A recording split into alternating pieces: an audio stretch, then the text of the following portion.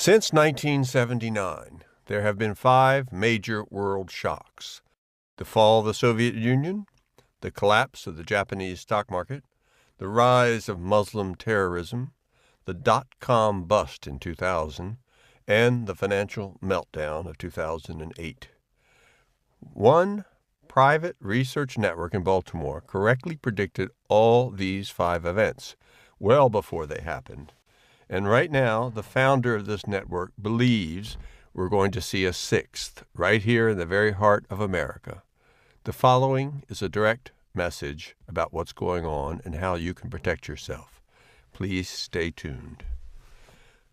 Hi, my name is Bill Bonner. Around 35 years ago, I assembled a group of analysts, including the former head of the BBC and an Oxford scholar, to research, expose, and even predict massive world shifts. In 1987, we predicted that the Soviet Union would collapse. A few years later, that's exactly what happened. In 1989, I was personally mocked for predicting that the Japanese stock market would crash. We wrote, "The long-running bull market in Tokyo may be nearing an end." Months later, the Japanese stock market crashed. It has never recovered. In 1993, we predicted the rise of Muslim terrorism, writing, quote, "Especially troubling for many in the West will be the rise of Islam. This could be the biggest threat to world peace in the next 2 decades. The bomb at the New York's World Trade Center is just a small taste of what's to come." 8 years later, in the September 11 attacks, they hit the World Trade Center again.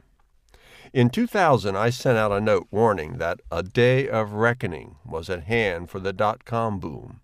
That very day, the NASDAQ began a 2-year 77% decline. And recently, we predicted the crash of the housing bubble in 2008, along with lenders Fannie Mae and Freddie Mac. Our success has allowed my once small group to grow into the largest underground research network on the planet, with 2.4 million subscribers. According to the Alliance for Audited Media, we reach more people than the New York Times or the Wall Street Journal. The FBI and the CIA have even approached us for help on matters of national security. But I don't bring this up to brag. I'm here because I think we're about to see a 6th major shock, one more important than anything my firm has dealt with, rivaling and even surpassing the fall of the Soviet Union.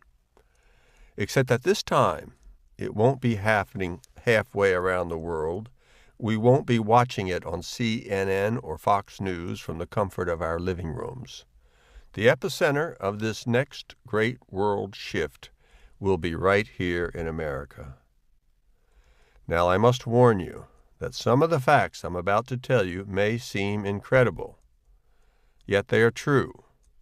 In fact, we've recently passed what I believe to be the point of no return, which means that a crisis is now inevitable and unstoppable. It will start small. Maybe you'll try to get money out of an ATM machine one day and find that it isn't working. Maybe you'll be at a restaurant with your wife, and when the check comes, your credit card will be denied. You call your bank. You get a pre-recorded message from some government agency you don't recognize. As I said, it will start small. But let me pause here for a second, because I sense you may have some questions about me and my firm. After all, you're probably wondering why you've never heard of a news and research network bigger than the New York Times or the Wall Street Journal, especially one with an unmatched track record. The name of our firm is Agora Incorporated, and despite our size, we operate very privately, and we only share our research and news directly with our private subscribers. We don't own a cable channel or a single newspaper. We don't buy splashy ads in news magazines. We don't sponsor sports stadiums or anything like that. We keep a very low profile. Of course, our success has not gone unnoticed. The CIA actually came to us to convince me to use Agora as a front for their international operations. In case you're wondering, I said no. In our 35 years, we've grown into the biggest firm of our kind on the planet, operating across 20 different countries with 2.5 million subscribers worldwide. And we've done it by exposing and often predicting the most important events and trends in recent world history.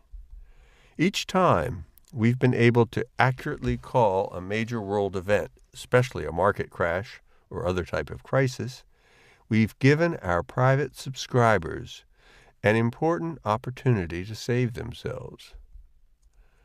And that's what I want to give to you and the general public today.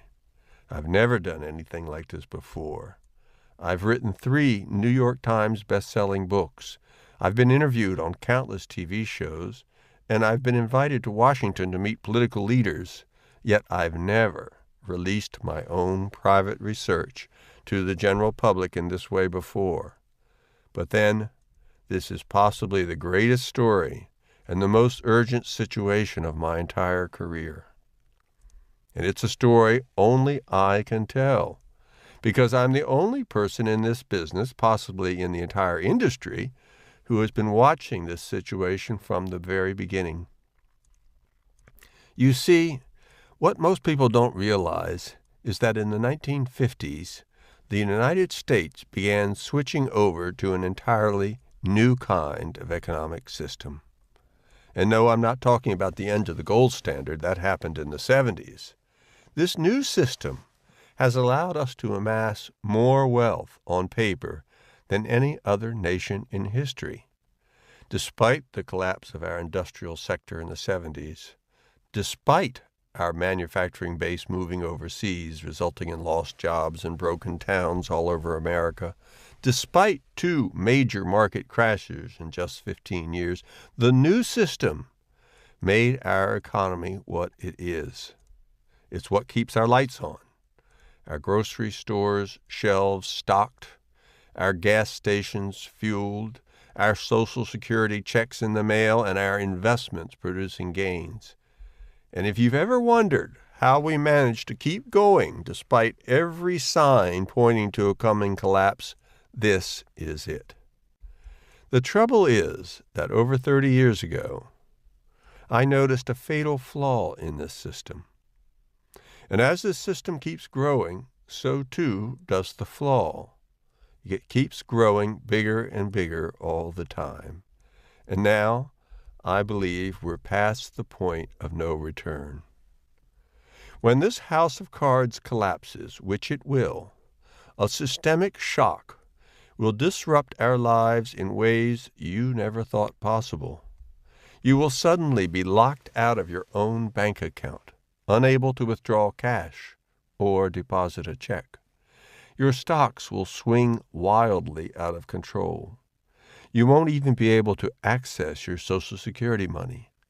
Like a virus, it will spread to our food supply chain, causing massive shortages in the cities and suburbs. The same thing will happen to our gas network. America's highways will become quiet and empty. And one by one, every service you've come to depend on, from your bank to your grocery store to our federal government, will shut down.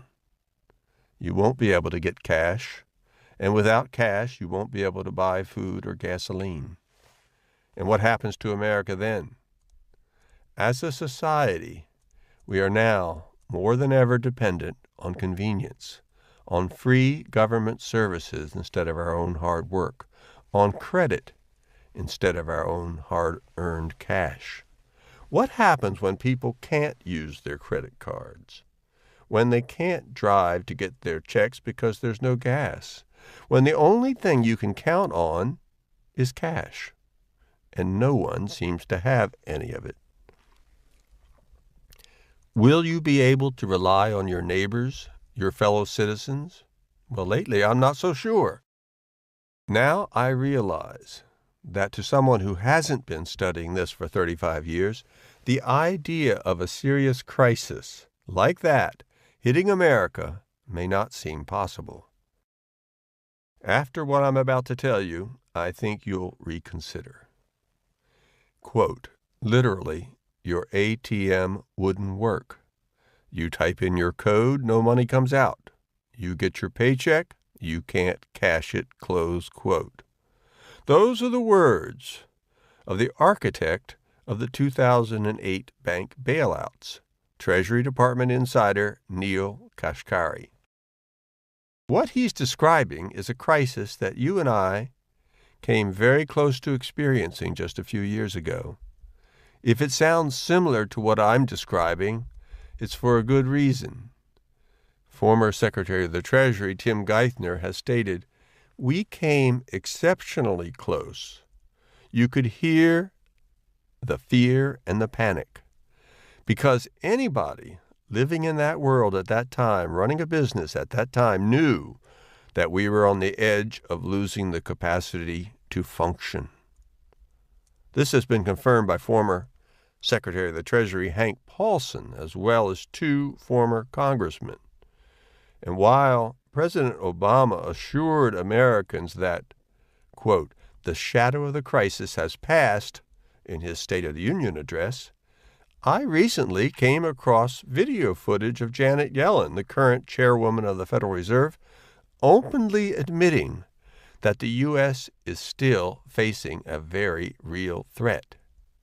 We could find ourselves in a devastating spiral, says Janet Yellen.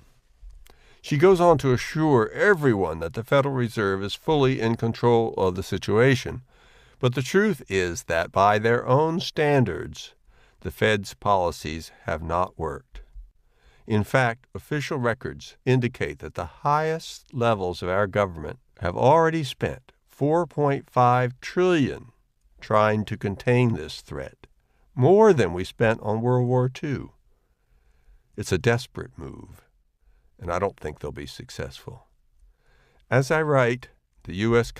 economy is in a slump. This is despite the biggest stimulus of new cash and credit in history.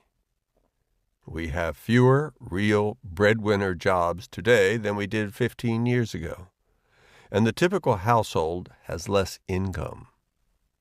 But let me back up for a second and explain exactly what it is we're facing and how we got here in the first place.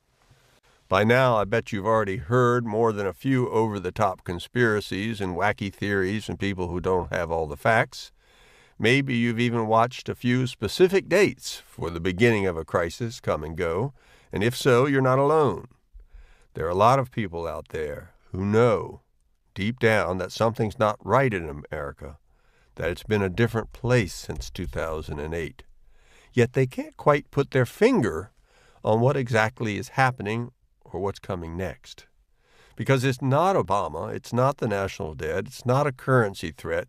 There's a much deeper problem. That's why the hundreds of internet experts you've probably heard from are usually wrong. They only point at the symptoms, not the real threat. Meanwhile, the mainstream media is almost completely ignoring the danger we're in. They just don't understand it. Between that and the official recovery story coming out of Washington, it's no small wonder that the vast majority of Americans still have no idea about the threat our own government is spending trillions of dollars trying to contain. But then, that's why my company exists. That's what brings me here today, to tell you the truth as we see it. And the truth is, what's wrong with America didn't start in 2008 or in the decade before that. Let me start from the beginning, when I first discovered a terrible secret about our economy. As I mentioned before, I started out in politics. In Washington, D.C., I ran one of the most influential lobbying groups of its era, the National Taxpayers Union, all the while attending law school at Georgetown University in the evenings. We brought one of the largest class action lawsuits ever against the Secretary of the Treasury, and we lobbied state governments to pass balanced budget amendments. The New York Times, March 6, 1981, describes the story. The drive to propose a constitutional amendment requiring the federal budget to be balanced has started up again. The National Taxpayers Union, leading the effort nationally, said it believed that 4 more states could be found to pass the proposal this year. While fighting to reduce the national debt, I attended Reagan's inaugural ball. I was introduced to Ron Paul for the first time. I gave Grover Norquist, one of the most powerful lobbyists in America today, his first job in the city. I found myself having lunch with Margaret Thatcher and Milton Friedman. But frankly, I was never one for the backslapping that goes on in D.C., and I never believed enough in partisan politics or in the power of big government to fit in with the Beltway crowd. And I've since had a change of heart about our national debt. To be blunt, I no longer believe it is the greatest threat to this country. Don't get me wrong, I still think it's an important issue, and one we've been deeply involved with here at Agora. For example, our documentary on the subject, IOUSA, which includes interviews with Warren Buffett, Alan Greenspan, Ron Paul, and me, and others, was screened at the Sundance Film Festival and widely praised by critics. In fact, after seeing the film, Roger Ebert made it one of his top 5 documentary films of that year, writing, quote, "A letter to our grandchildren. I have just seen a documentary titled IOUSA that snapped into sharp focus why your lives may not be as pleasant as ours." But here's the thing, there's only $1.2 trillion worth of actual dollars, physical money, in the entire world. We can't be sure how much of that is actually here in the U.S. Estimates hold that some 50% to 75% of our money is in overseas bank accounts or held by foreign governments. And a lot of what is left in the States is called dead money. It's stuffed in mattresses and safety deposit boxes. In fact, the amount of U.S. dollars being hoarded this way, that is to say, the amount of dead money, is now at an all-time high. All in all, there might be as little as 250 billion actual U.S. dollars circulating in the United States. Imagine what happens as lenders try to redeem $50 trillion worth of credit, and there's only 250 billion to go around. You go to your ATM, you ask for cash, but there isn't any cash left. Suppose you have a 10,000 line of credit on your card. If the credit system doesn't work, you might as well be flat broke. Dollars become ultra scarce. Prices skyrocket. Banks go under. In fact, it would only take about 3 hours for our entire country to shut down. I know that must sound impossible, but I know this for a fact. You see, the last time our credit system came to the verge of collapse, that's exactly what nearly happened. I know, I was watching. So was my whole network of analysts and researchers all over the globe. I quote, "Tonight, I want you to go to the ATM machine, and I want you to draw out everything it will let you take." That's a quote from Senator Richard Burr, North Carolina, chairman of the Senate Intelligence Committee. On Friday, in 2008, he called his wife, Brooke, to tell her that he wasn't coming home that weekend. He had urgent business in D.C. He also gave her one very important instruction. Go to an ATM, take out everything you can. Out in California, the CEO of PIMCO, the largest mutual fund in the world, was telling his wife the same thing. It's a quote. "I said Just go to the ATM. I'm not sure the banks are going to open tomorrow." And she said to me, "You must be kidding." I said, "No." I'll bet that sounds extreme, but what you may not know is at the time, the U.S. was just hours away from a total systemic shock. At 11 a.m., the Federal Reserve had noticed hundreds of billions of dollars starting to disappear from the American economy. A massive loss of faith in the system had prompted big players to get their money out while they still could. In response, the government began injecting billions to, quote, liquefy the system. And it watched helplessly as that money vanished without a trace. Congressman Paul Kanjorski remembers panicked meetings with Secretary of the Treasury Hank Paulson and Chairman of the Federal Reserve Ben Bernanke behind closed doors in Washington that day. He would later admit that if not for one last-ditch effort, the entire United States of America would have gone dead in the water by 2 p.m. that afternoon. Shocking? I know. Especially because most people still don't realize how close we came to a full-scale shutdown, or how close we are still. You see, this situation never actually got resolved. Instead, it got worse. A McKinsey study tells us that there's $57 trillion more debt today than there was in 2007, and it's growing. In fact, it's being artificially pumped up by the Federal Reserve and other central banks. As you can see from the chart above, our current credit system started around 1950. In the late 70s, traditional American industries such as cars, steel, televisions, radios, even computers moved overseas. Credit came in and replaced traditional wage increases as a way to prop up our economy. That's what triggered the massive growth phase it entered around that time. Agora warned in 1993 that it would begin to unwind, that the credit cycle would come to an end. That nearly happened in 2000, when the credit system first stalled out and the dot-coms went bust.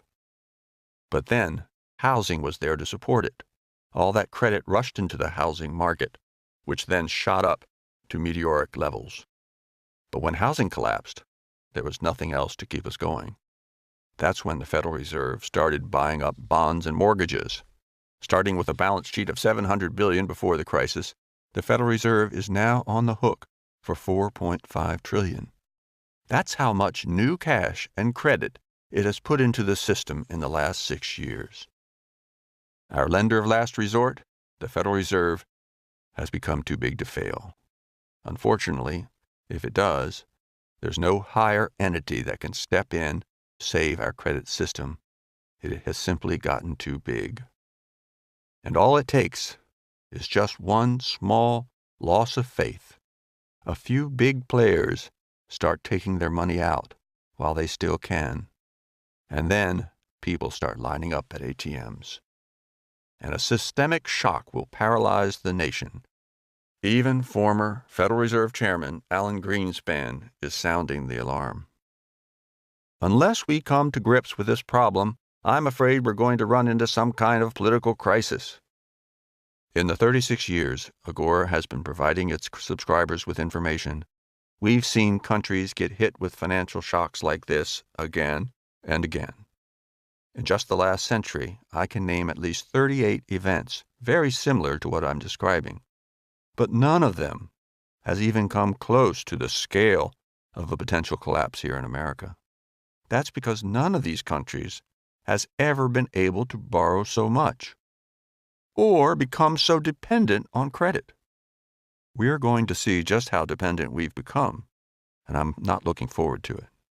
America's unique status as the world's superpower has enabled us to keep borrowing at unheard-of levels, all on the assumption that we're good for it. But we're not. And at some point, someone will realize that. When Americans can no longer use their credit cards, when grocery stores are hoarding food rather than selling it, when we become stranded in our homes because there's no gasoline, when our retirements vanish, when our government benefits are cut off, what will happen to America as a country?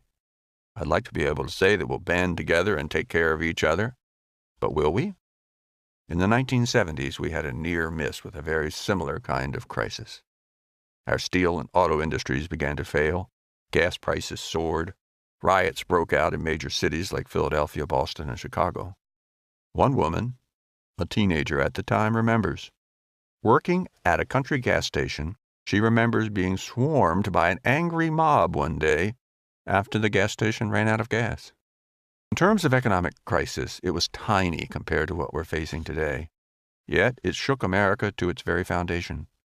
Can you imagine a full-blown collapse in today's America, where anger at police is reaching a boiling point, where teenagers can use the internet to summon flash mobs in just minutes, where half the population pays no taxes and depends on aid from the federal government, where students, crippled by college loans, can't get jobs?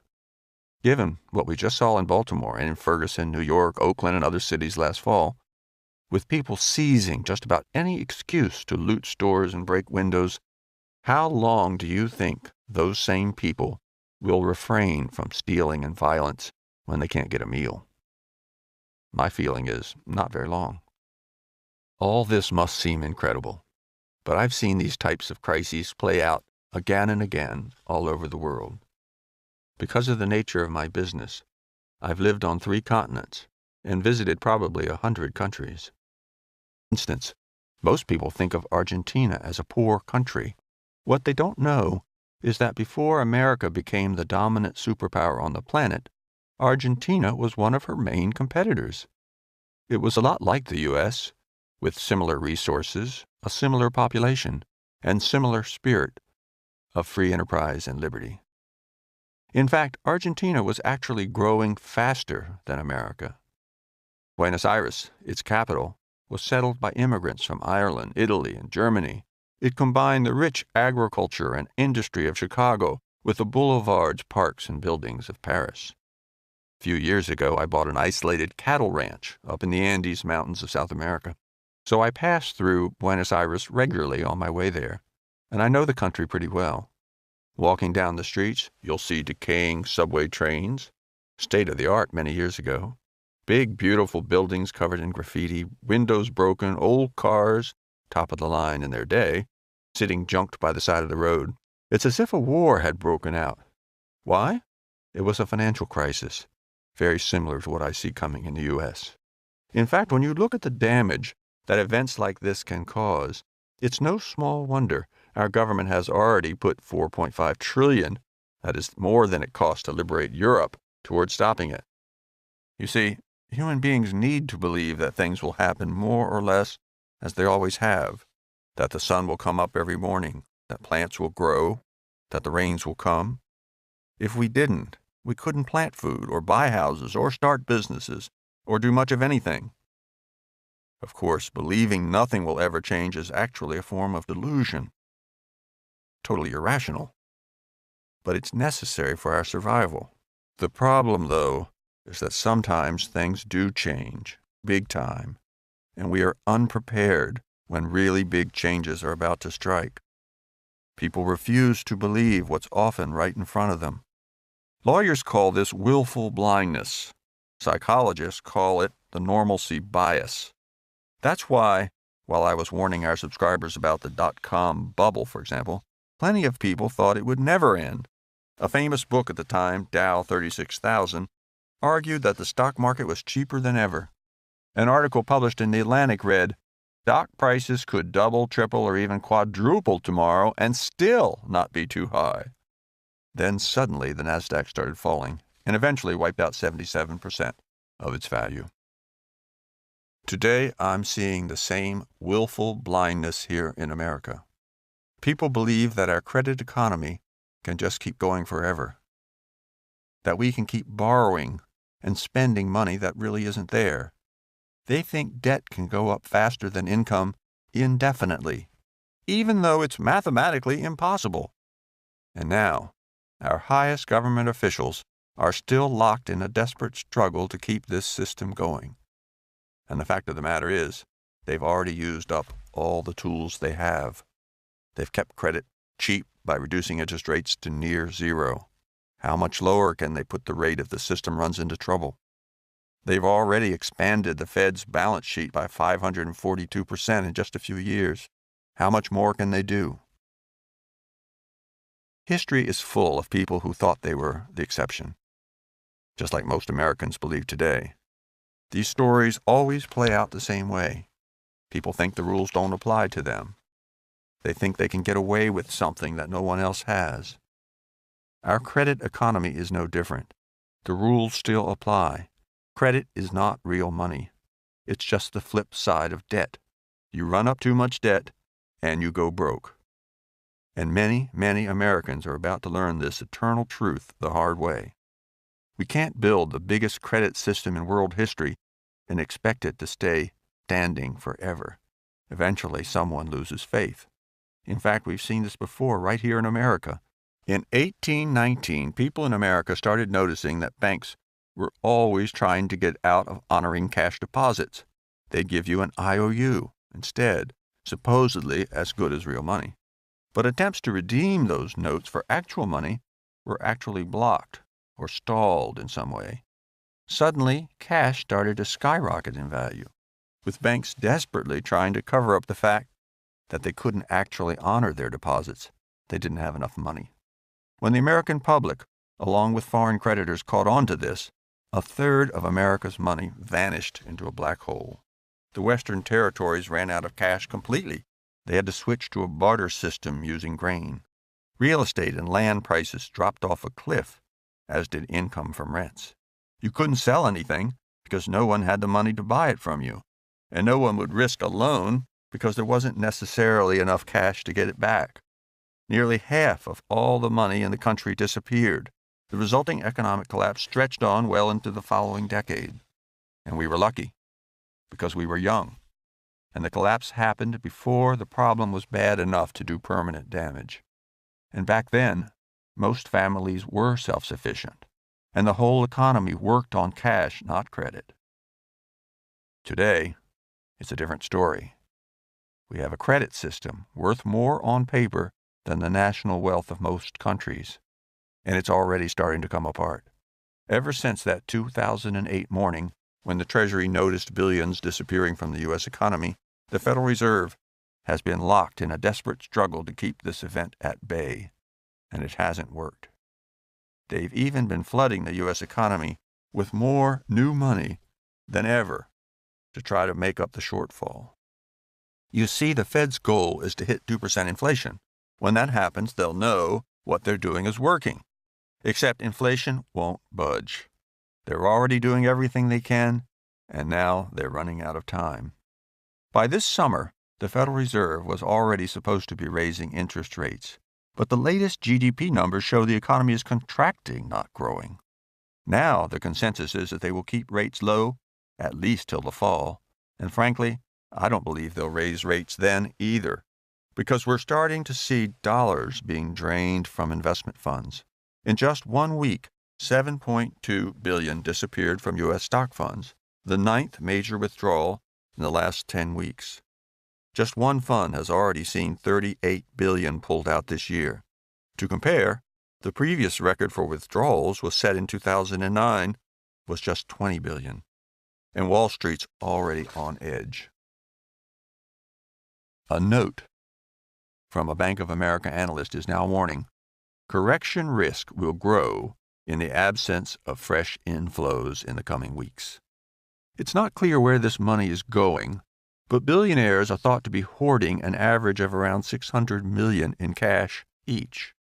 That's what happens, by the way. The smart money heads for the exits first.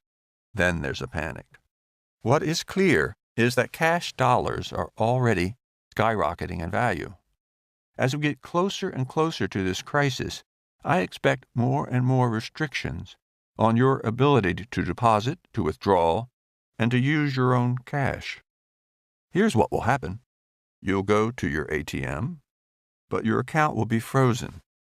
The bank will tell you it noticed a suspicious activity. What suspicious activity? You tried to take out your cash. In fact, we're already seeing this in Europe. Just recently, a Swiss pension fund tried to withdraw a very large amount of cash from its bank, with the idea of storing that cash in a guarded vault instead. The bank refused to give the fund its money. And when the pension fund complained, the government backed the bank. In fact, it admitted that it had been, quote, recommending that banks with cash demands act restrictively. And it's already starting to happen in the U.S. The U.S. government has started implementing Public Law 111147, which makes it harder for Americans to take money out of the United States and out of American banks. Banks like J.P. Morgan are no longer allowing people to store cash in safety deposit boxes. In certain American cities, Chase Bank customers are now not allowed to make cash payments on credit cards, mortgages, equity lines, and auto loans. In fact, a man who tried to pay his mortgage with cash at a Bank of America was nearly arrested. And when a reporter from the liberal Daily Kos tried to investigate, he was accused of casing the bank. From Florida to New York, states have been moving to restrict citizens from accessing and using cash. In fact, Louisiana just made it illegal to use cash to buy any precious metals, including gold. Even some in the mainstream media have started to notice what's going on. Bloomberg has reported there's a surge of creativity around ways to drive interest rates deeper into negative territory.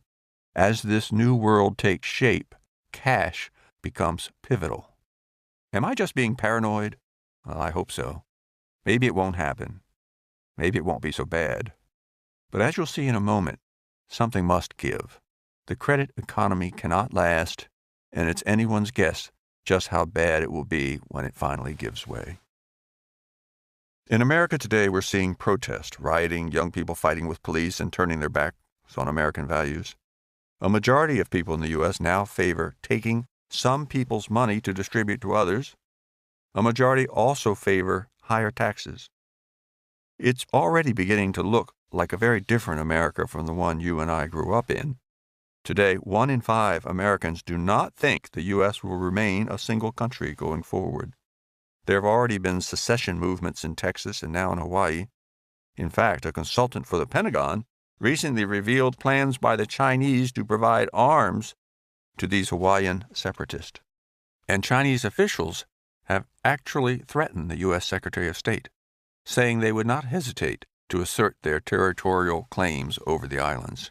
According to at least one source, the U.S. military even has contingency plans in place for the withdrawal of U.S. troops from Hawaii. Meanwhile, a recent report by Pew Research finds Americans more divided than ever. But frankly, you don't need a scientific study to prove that. From the violence that ripped through Baltimore last April, to the complete dysfunction of our Congress, to the massive decline in marriage rates for our young men and women, to the increasingly vocal and sometimes violent opposition to traditional American values, I'm not sure how well America, at least as I know it, could withstand food shortages, banks closings, bonds, retirement accounts, and benefits becoming worthless. That's what would happen, because there's not enough real money, real cash, to support the standard of living that we're used to. Realize that if you collected every single dollar in the country, you'd have less money than the GDP of Finland, and not much more than the GDP of Greece. Our economy runs on credit, not cash.